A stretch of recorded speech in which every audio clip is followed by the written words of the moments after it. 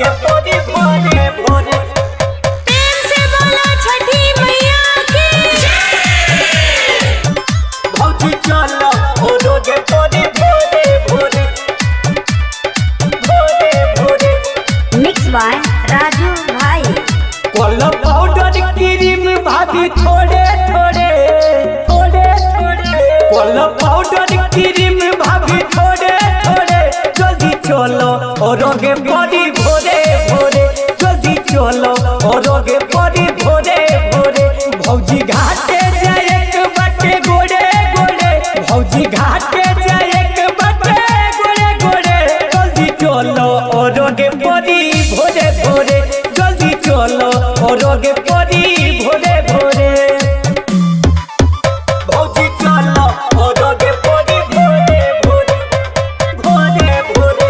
भौजी चलो ओरो गे परी भोरे। प्रेम से बोलो छठी मैया की रास्ता में भीड़ बड़ी बढ़ल बाटे।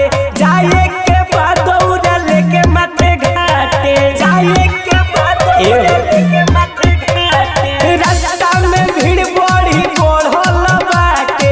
जाए के बाद दौड़ा लेके माथे घाटे घाटे।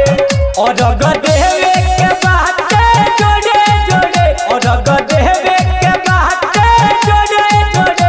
भौजी चलो और गे परी भोरे भोरे। भौजी चलो और गे परी भोरे भोरे। भौजी चलो और गे परी भोरे भोरे भोरे भोरे। भौजी चलो और गे परी भोरे। बोलो बोलो छठी मैया की।